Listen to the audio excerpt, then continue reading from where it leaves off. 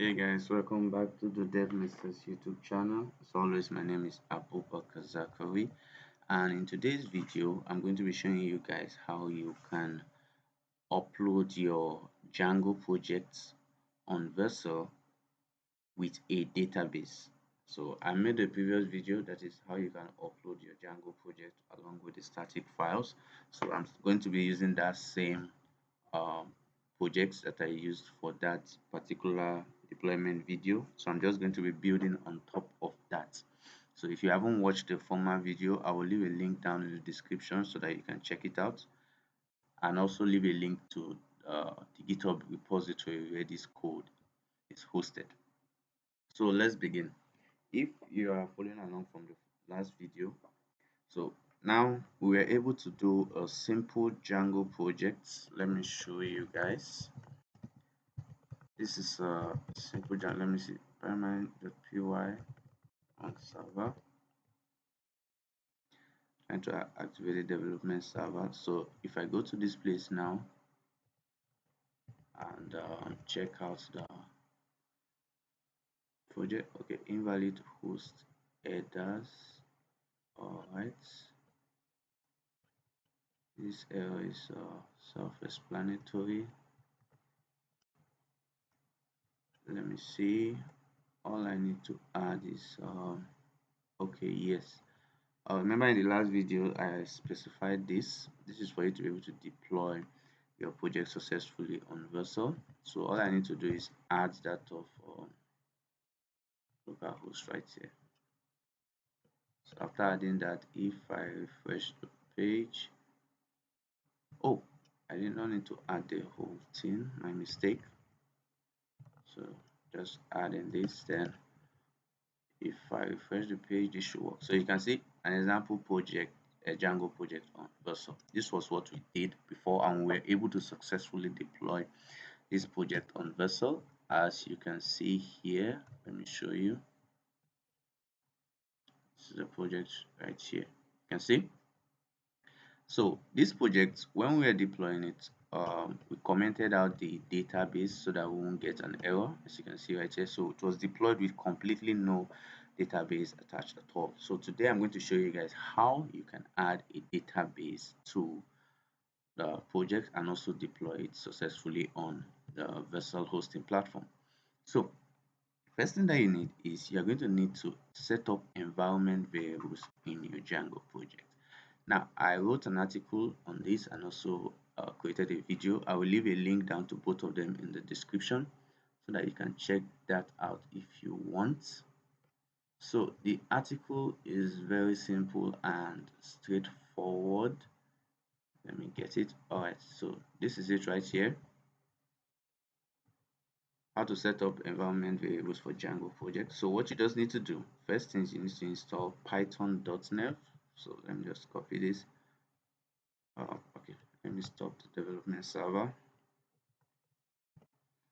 It's going to take a second. Remember, I've activated my virtual environment. I think I forgot to tell you guys that. Always activate the virtual environment when you're working with a project. So I've activated a virtual environment, and currently these are what the things that are in my virtual environment. You can see very basic stuff, but now I just added the python.nav package. Let me show you what I mean. If I do pip freeze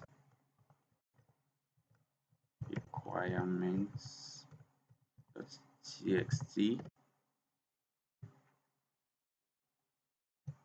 okay, what's wrong?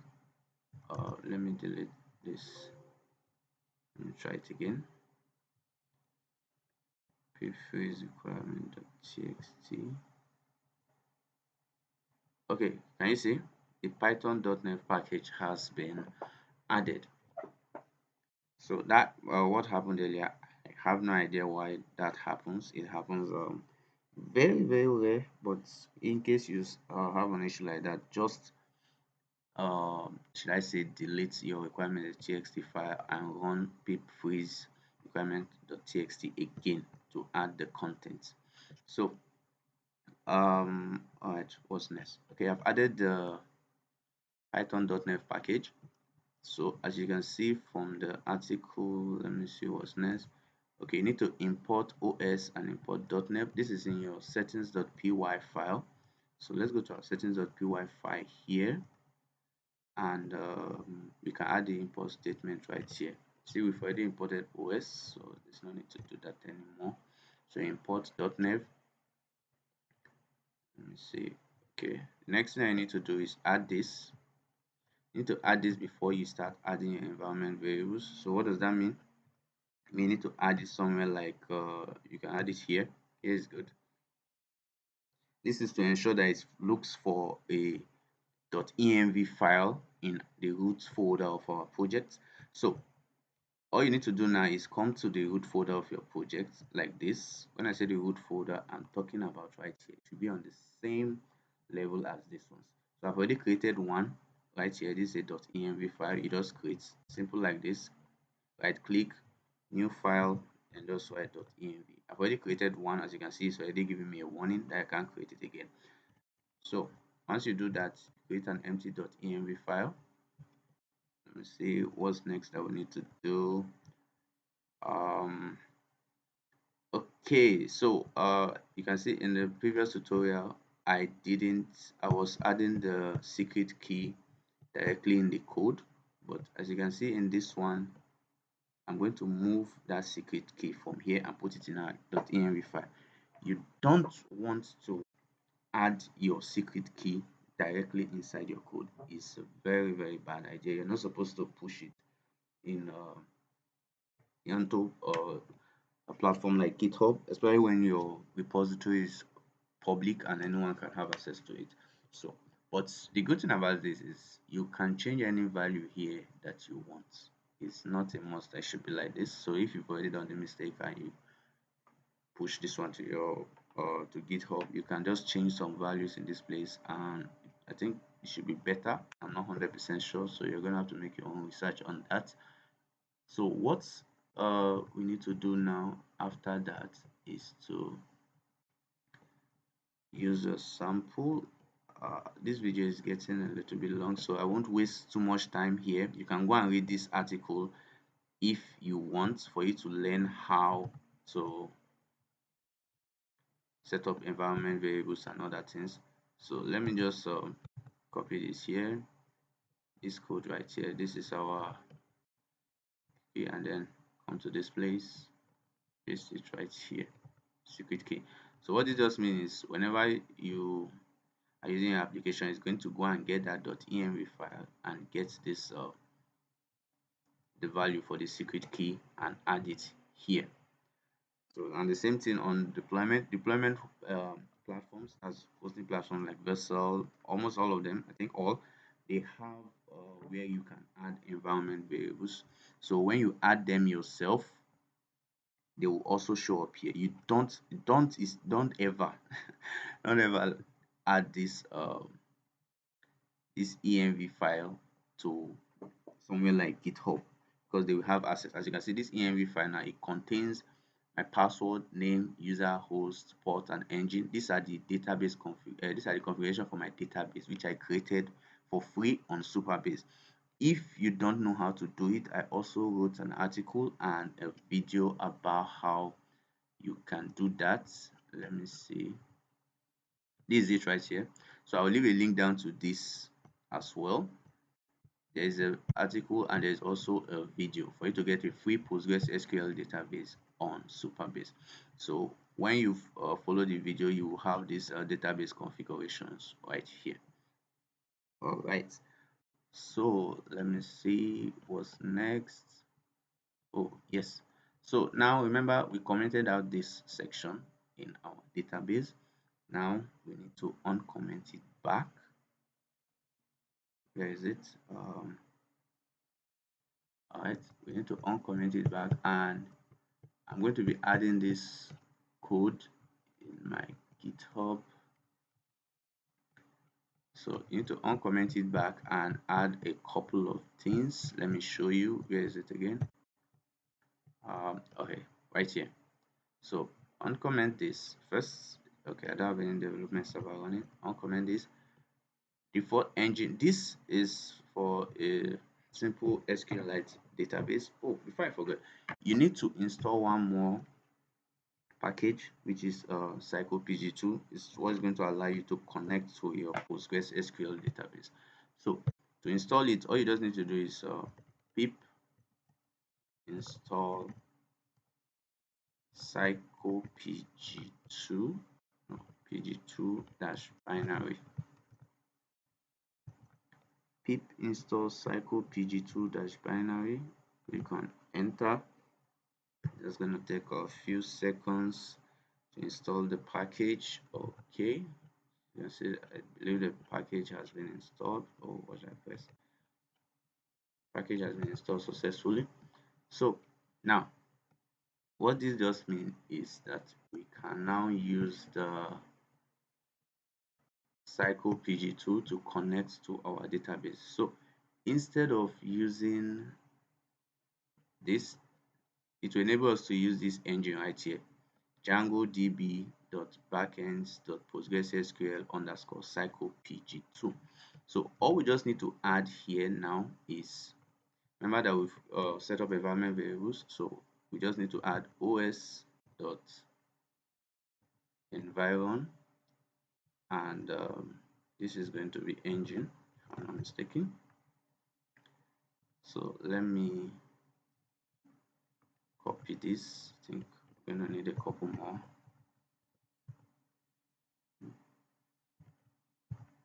Okay, let me see. First of all, this is engine, this is hosts, this should be, there's no direct order to it, you can order it however you want. This is name, this is user, this is password, and this is ports. Right, so now copy this. When you are adding this right here, okay, so all you just need to do is replace these values with their corresponding keys here. So you know I named mine password, name, user, host, port, engine. So it's similar. This is engine, this is going to be host, this is going to be name, this is going to be user, this is going to be password, and this is going to be ports. I think that's everything, right? Name, user, host, password, user, host, password.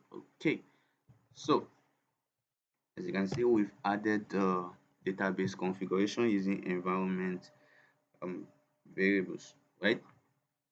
Okay, so what we need to do now is to, let me see, let me be sure that we've done everything that we're supposed to do. First is working. Okay, added that. All right. Okay, so also I created a new branch for this specific project, because obviously I'm not going to keep this database forever. So after this project, I'm going to actually bring down the database. So if I bring it down, the deployment won't work. So I created a new branch for it. I'll show you guys. Vercel has a very awesome feature. It allows you to preview changes in other branches as well. So I will show you what I mean when I deploy it to Vercel. So I think everything is done on this end. All we need to do now is run requirements.txt again to add that psychopg2 package that we installed. So let me do that now. Okay, as you can see, it's been added, right? Psychopg2.binary. So now the next thing that we need to do is very simple. I am going to be pushing this to Vercel now, so that we'll see that everything works, and that can be done easily. Let me see, you just need to do, let me push it to GitHub first.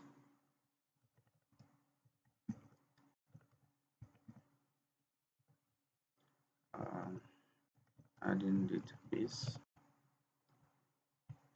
Oh, I didn't spell database correctly. Okay, enter, hit push.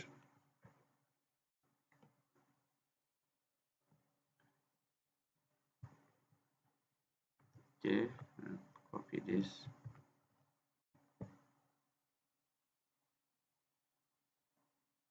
Come on, come on, come on.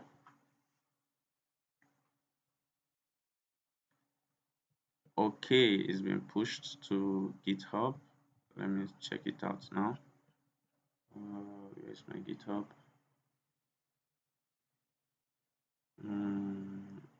Okay.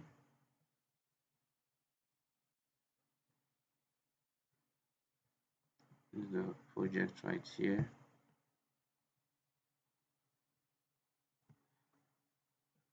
All right.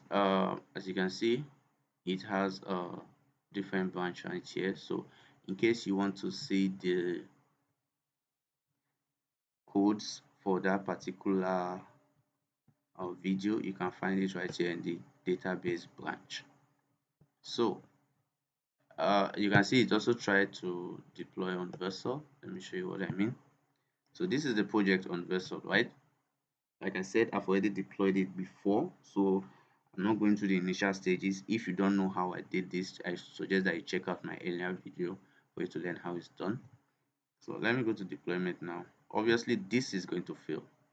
The reason why this is going to fail is because we added our environment variables locally. We didn't add it on production. Oh, I even made a grave error. Let me see if I fixed it. Remember what I said, guys? I made a grave error. Please don't make this mistake. Okay, thank God I didn't make the error. Is there already. Adding .env to your gitignore file. So this is because there's a particular gitignore file that I use for most of my Django projects. So I've added it before. So I'm lucky now. But in case it's not in yours, ensure that you always add this .env file to your gitignore. This is to prevent this file from being pushed to GitHub, because there's no reason at all why you should push this uh, file to GitHub, unless if maybe the platform that you are using doesn't provide a way for you to add environment variables on it, or your code is private, you know, that other people won't have access to it. Even if other people have access to it, it's still not really a good idea to post it there. So mine will not be pushed to GitHub because of this. I've already added it .env here. So let me show you now what I mean. As you can see, the error, the reason for this error why it didn't deploy successfully is because it's telling us that this secret key cannot be found. So remember that we moved our secret key to environment variables. So it's looking for the secret key in the environment variable section, but it's not finding it. That's why it was giving out that error. So for you, we fix this now. All we need to do is add the secret key as environment variables for this particular project, and that's what I'm going to do right now. So for you to do that, just go to settings, environment variables is right here. Now I'll start adding them one by one. I know, stressful, right? But there's another way to do this, but I haven't fully grasped grasped what am I saying grasped the method. So when I get it, I will let you guys know. I think there's a new method of doing this on Vercel itself. So adding the engine, adding the password, right? So this is the password for the database, and the password. What else? Add the secret key.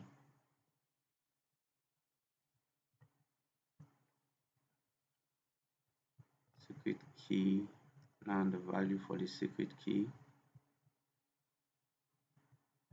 This.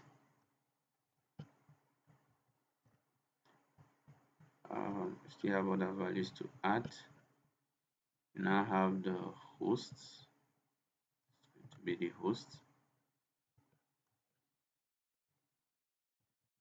host,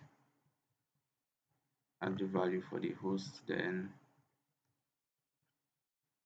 uh port as well, the value for the port, and the port is 5432. So let me see, am I missing anything? Oh yeah, now we need to add the user, and this is Postgres if I'm not mistaken. Let me confirm. Postgres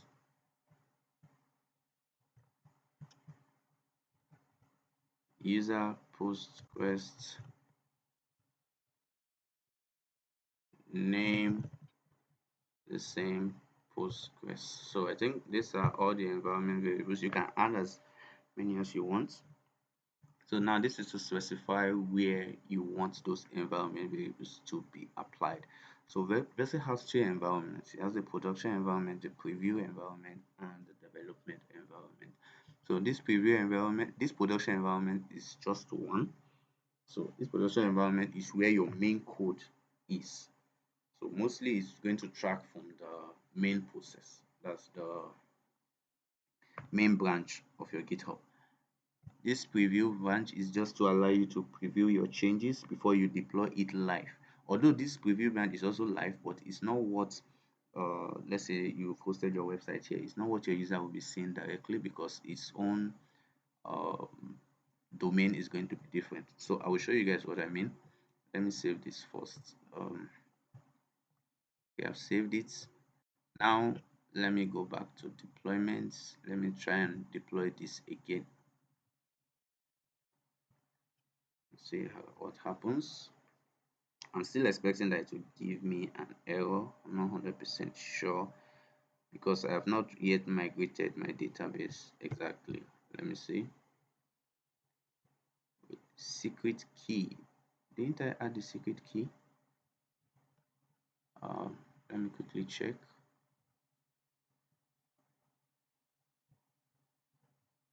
I believe I added the secret key, right? Oh, look at how I spelled secret. Wow.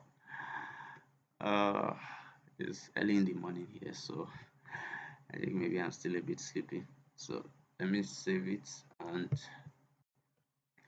do it again. We deploy. This might work. It might give an error. Let's just monitor it and see for now. Okay, it looks like it's actually going to work. It's actually going to work.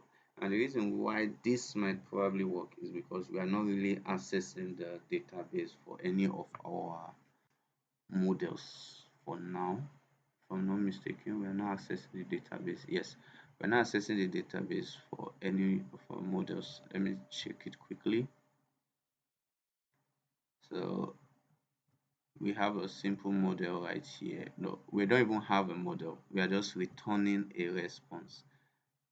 That's why it's working. Yeah, it works. So it's been deployed successfully. This is like a preview. You can promote it to production. If when you are done, you can click on this page to promote it to production.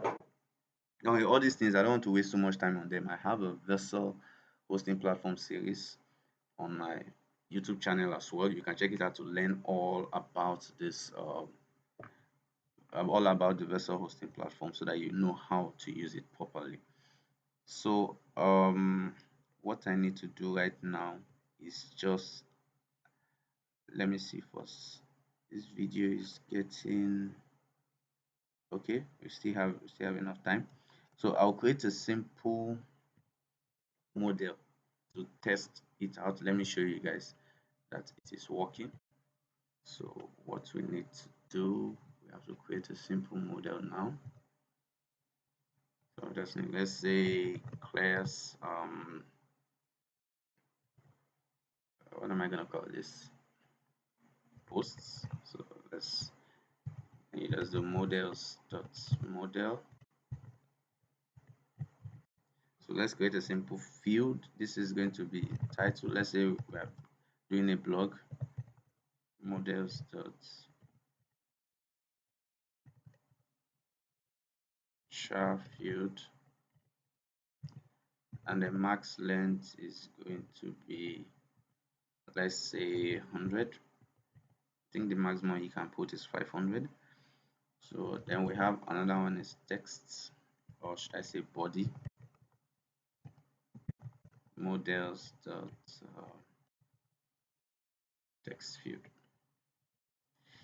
Yeah, so I think this is okay. Yeah, this is okay. So as you can see, I've created a simple model right here. What I need to do now is, as you can see, currently right now, locally, we are connected to our production database because I added the database configuration right here like this. So that's why locally currently we are connected to the database. So before the video ends, I'll show you guys how you can set it up for you to be able to use a different database from your production database when you are working locally. That's on your local host during development. All right, so what we need to do now after we've done this is there are two ways that you can do this actually. So one of the first way and the easiest way is to just, due to the fact that we are connected locally to our production database, we can just run migrations from here. So Python manage.py make migrations. What is the problem now? Okay, that secret key is also messing me up here. So sorry about that, guys. Okay, so let's try that again. Python manager.py make migrations.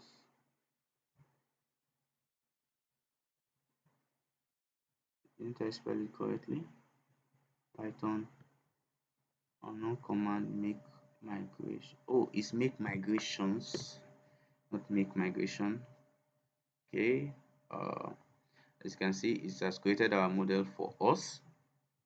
Now, if we migrate it, Python manage.py migrates. So what this has done now is it's applying all our migrations and is migrating our database, that's our models, to the database. So when it's done, I'll show you guys what I mean. So if you look at your Supabase database, look at the table editor. Can you see? It's migrating the database structures. So that's the rows and the columns. Let me see. Okay, it's not done yet. It's not done. Let's still give it a few seconds. Yeah, well, it does. Okay. Come on, come on, come on. All right, so this is done now.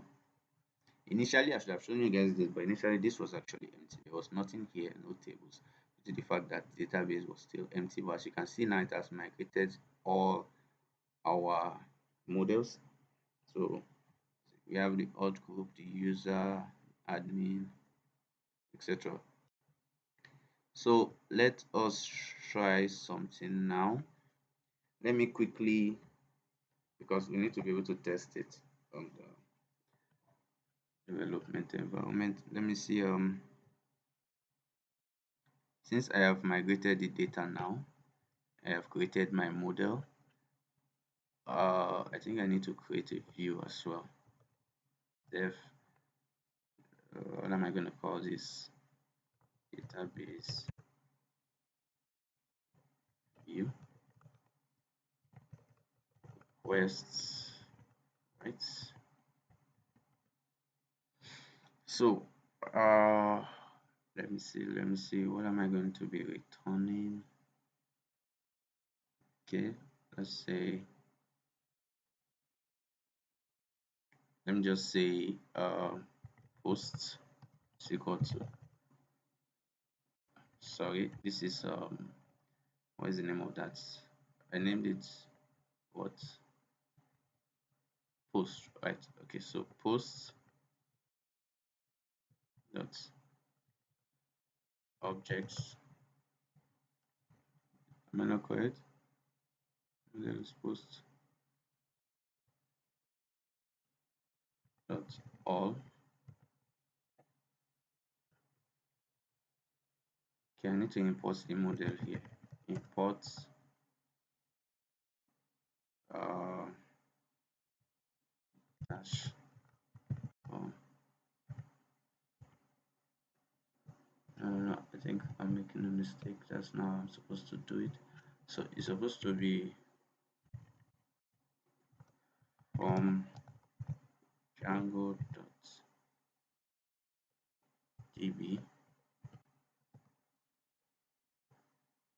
Django. No, no, no. Okay. Seen it. So it's supposed to be this from dot models imports all star. So as you can see right here. So what this is just going to do is that it's going to give us access to models right here. So dot all. Let me get the first one, for example. So I don't have time. I don't want this video to be too long to say I want to return a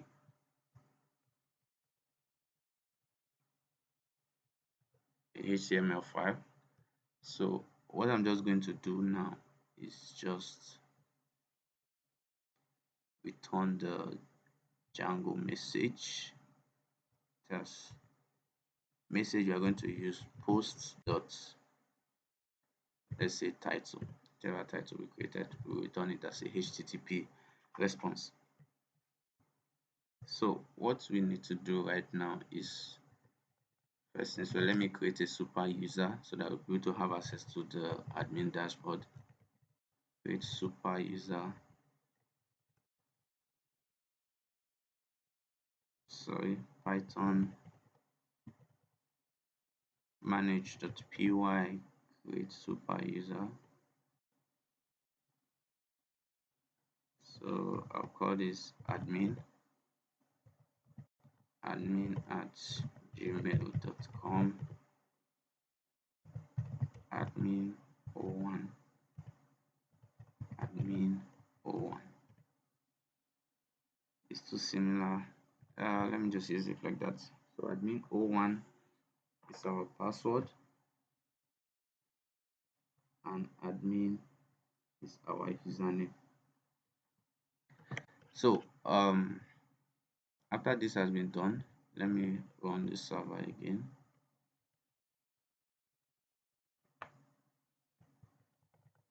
Python manage.py run server.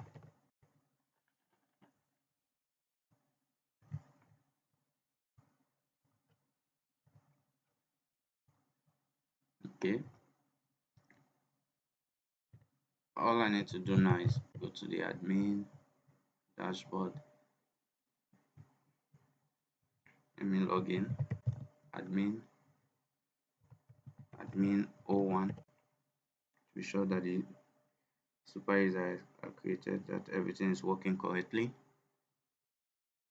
It's trying to log in. Okay, as you can see, we don't have our models right here. That's because we haven't registered them.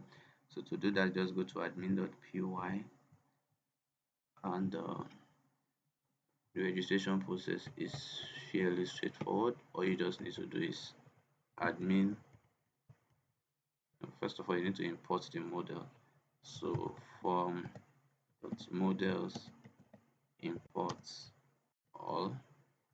So you just say admin.site.register, then inside of it you put in the model. So we're just going to be registering the post model that we created. If I save this and I come to this place and refresh the page, as you can see,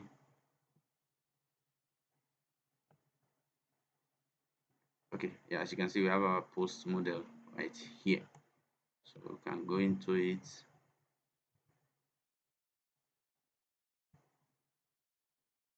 and create new posts. So we have the title and then we have the body. So I would like to create a view for this. So a URLs for this. Currently we have only one. So this is going to be parts database. Yes. What did I name that view? I think I named it, yeah, database view. Name, you can name it whatever you want as well. So database view. Let me see. Oh yeah, I forgot to add a comma here. If I save this now,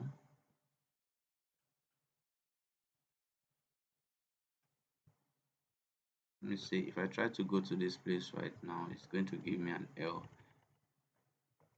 Database, because of the fact that there's currently no item in the database. See, list index out of range, and that is because of this right here. Because what I'm trying to do is I'm just trying to grab the first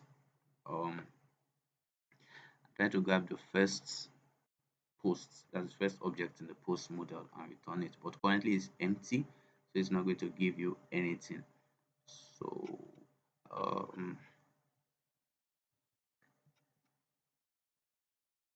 okay, let me add. Don't worry, before this video is over, do we still have enough time? Yes, I will create a simple HTML file and return the data to you guys.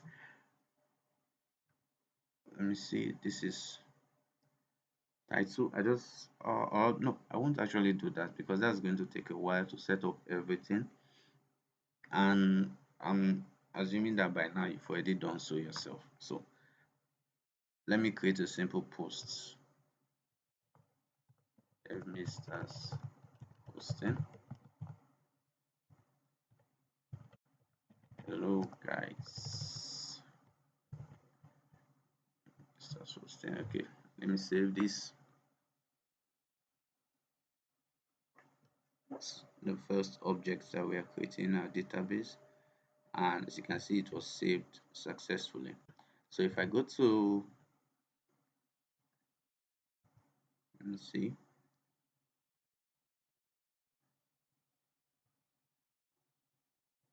let me check the database. Can you see? This is that model that we created. Post, as you can see, is been added right here. So if I now go to that page here, if I refresh this page, it's not going to show me that error anymore. With list index out of range. Let me see, what mistake did I make? Okay, let me not use it all. Let me just use get id is equal to 1. Let me see.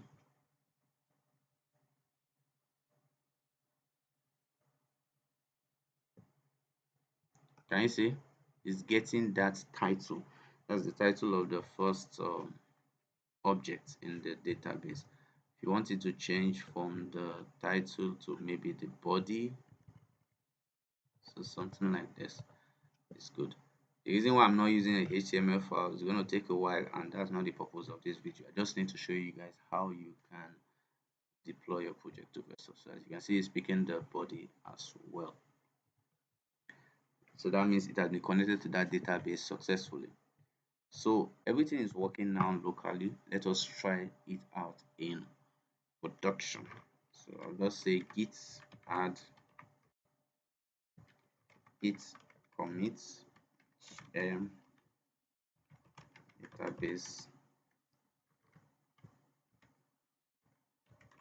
database testing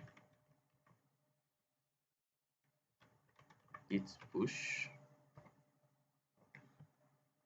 and push it. Okay, so it's been added successfully. Let me go back and check right now. So it's building. Just give it a few seconds for it to finish deploying. Once it's deployed here, I will test that out for you guys so that you'll be able to see that everything is working fine.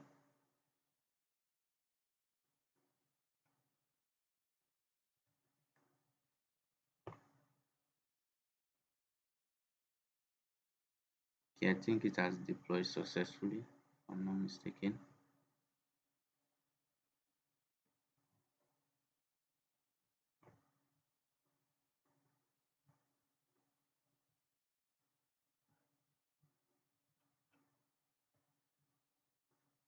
Let me refresh the page. Okay, yes, let's finish deploying. So let's test it out. Let me pick this one, the domain. So remember back we were using slash database, right? Can you see? This is our uh, preview domain, not the production one, obviously. But this is online. You can send this to anybody and they will have access to this content. So as you can see, it's still connected to the database.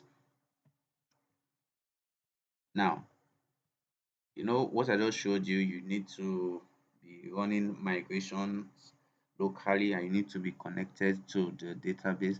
So let's say for example you want to use a different database from the one on deployment. Like remember I told you guys I'll show you how to do that. So all you just need to do, you want to use a different database, you don't have to change anything here. This can be left the way it is. What you need to do is change the content in this your local.env file. What it just means is you go and create a simple local PostgreSQL database using PG4 admin. So once you create it, it will give you its own database configurations. All you just need to do is add them here. When you add them here, whenever you are working locally, that's you are working on development right here on your system, you're going to be using that database because that's the configuration that is here. So that's the one to be connected to, and then it will be connected to. And the moment you push it to the Vercel hosting platform, it's going to pick the other database configurations. That's let me show you. I think the ones that we added here.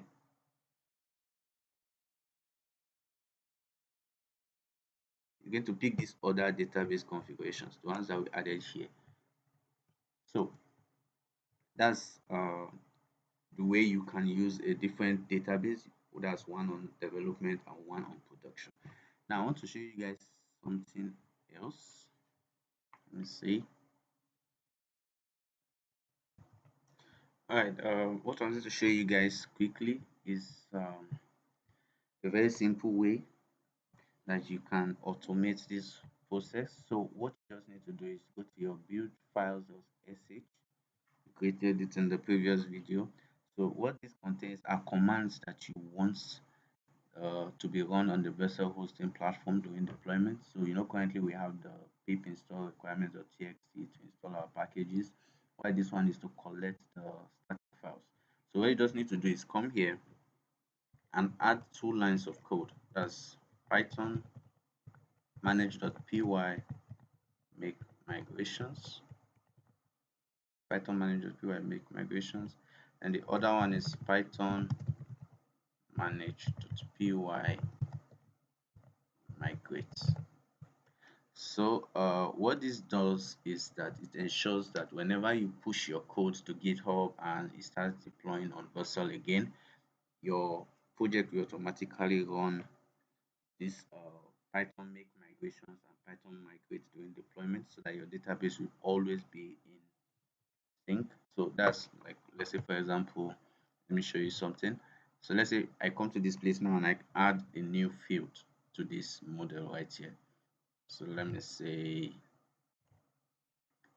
what should I call this? Let's say summary, and this is going to be a text field as well. Simple, right? Okay, so as I've added this right here, I'm not going to run that make migrations and migrate command locally. All I'm just going to do is push it to Vercel and you will see that it will run these commands on it. So let's be sure that it works. Let's go to this place. Okay, if we try to push it this way, it's going to give an error because we already have an object and we did not define a default value. So let me put a default value of summary of blog posts. So this is the default value that's going to be there. This is just to enable us to uh, push it successfully, migrate it successfully to the database, because since this model already exists and it has an object inside, it's going to throw an error if we try to do it without this. So after you've added that, the next thing, let's be sure that it's working. So this post.body, I'll change it to post.summary so that we can see that message. So now, as you can notice, I am not going to run migrations locally. All I'm just going to do is push the changes to GitHub. It's test database, and okay, I'm pushing it to GitHub, and because Vercel gets deployed automatically, we should see it being deployed right here as well. So as you can see, it's built-in. Okay, it's giving an error.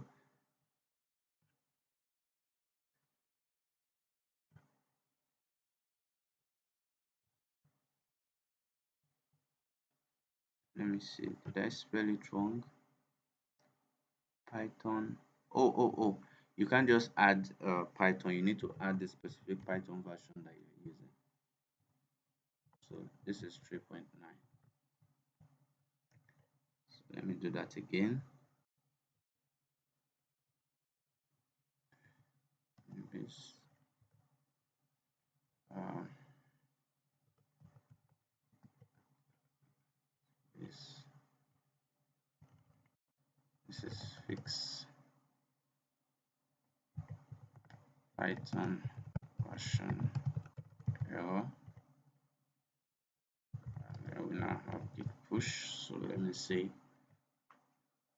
should work now. See. Okay, it's building. Let me open it up and see.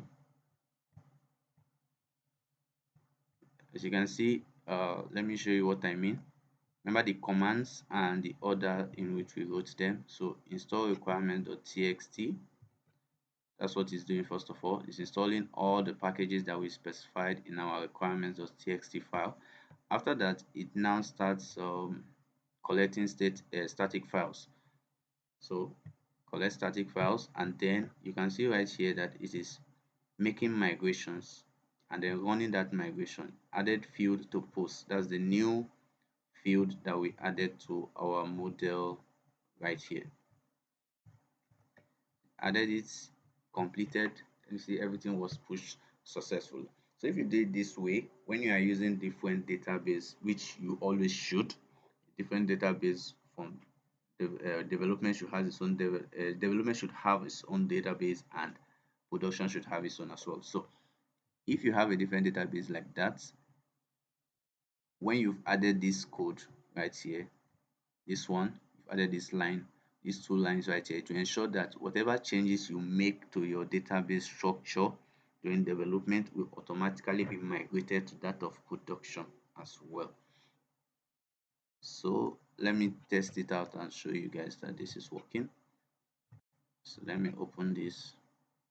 Remember, we changed it so that we'll see that of the, okay, this is it right here. Why is it showing me it's true? Give me a second.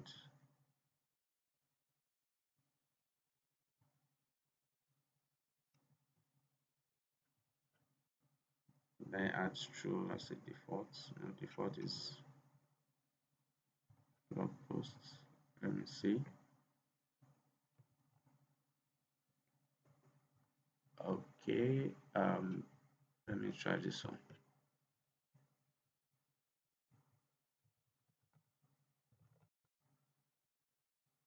Is this showing true? Let me see.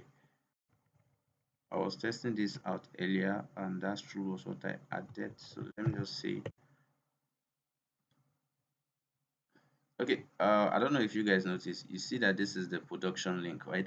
So on this production link, the database that this super user that we created earlier, you can use it on production because of the fact that it was connected to our production database at the time.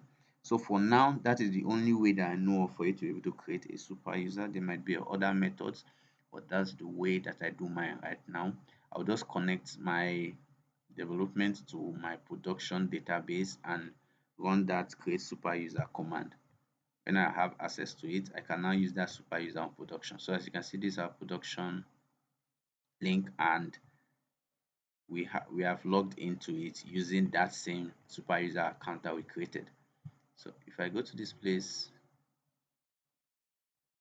post object, so let me change this to something else. Let's say this is a nice book. Let me save this. If I refresh this, so you can see it's picking the data from it right here, right here. So I think that should be everything that is required for you to be able to push your code to Vercel along with a database. So let me see, let me send it in.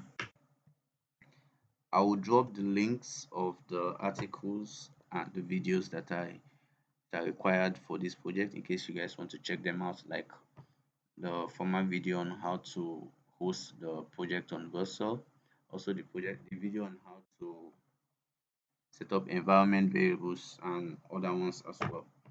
So as always, this has been the Mr. channel. Thanks for watching. In case you found this tutorial helpful, please remember to like and subscribe.